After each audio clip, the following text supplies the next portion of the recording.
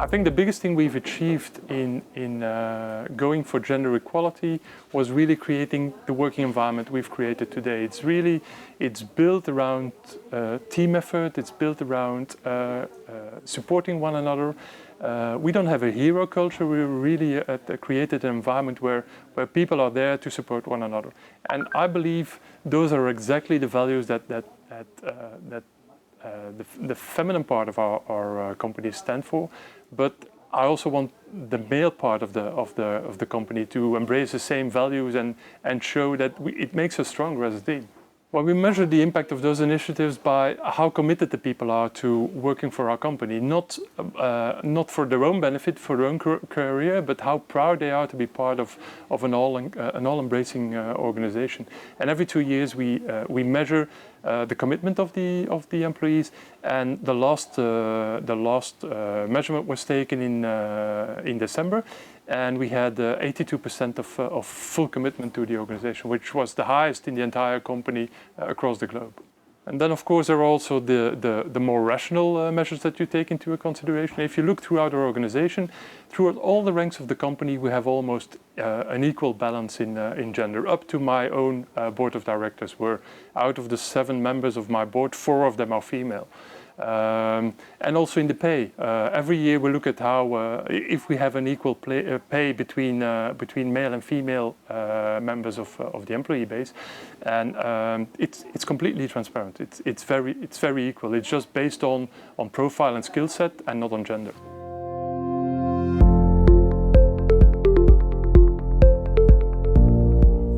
Let me give you a very live example of what I did personally. When I took this position, I had to build my own management team. And one of the positions, I saw the ideal candidate within my own organization, a high potential female middle manager. The applicants came, or the applications came in, and she never applied. So I took my phone and I called her, "What's happening? Why don't I see your application?" She said, "But I have to break you some news. I'm pregnant." I said, "Congratulations, fine. So why did you not apply?" "But I'm pregnant." And it only dawned on me then that she looked on a different way to life than I did. And then we started a discussion about, well, what can I do to facilitate you combining your family life with your work life? And some of the things we implemented afterwards, like having all key meetings in between 9:30 in the morning and 4 o'clock in the afternoon, so that she would always be able to drop the kids at school or be there at the end of the day, were rules we put in place after the discussion we had with that person. So for me, it's about listening, really about how they see the world. So it's not only about how I pick up my role as the general manager of this organization, it's also about how I act outside of the company. For me, the fight on gender equality is not a company project, it's a way of living. So in every role I take up, in every action I do, also in the outside world, it's demonstrating that female values are very important. My employees see that I step out of the organization at 4 o'clock to pick up my children at school. If the boss can do it, why wouldn't they be able to do it?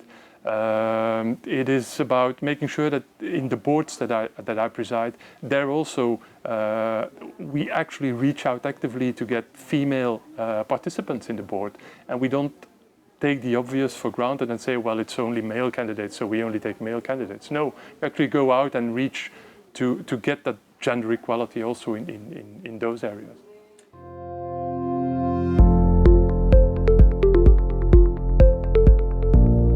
My message to the other top leaders is it's not only about the glass ceiling, that's obvious. It's breaking the glass ceiling by making sure that everybody knows that you want to do something about it.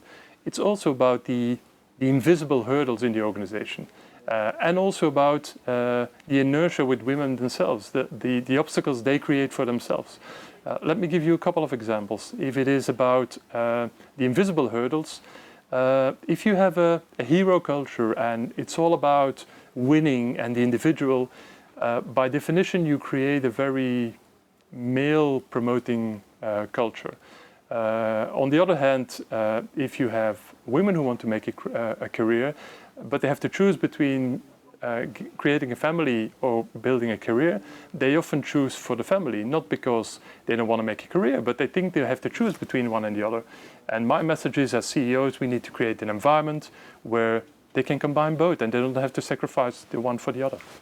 It's not about implementing a big project. It's really about taking care of all the small things that you can put in place to make it happen. It's about all those small things that make the difference between just being a CEO and being a CEO that cares.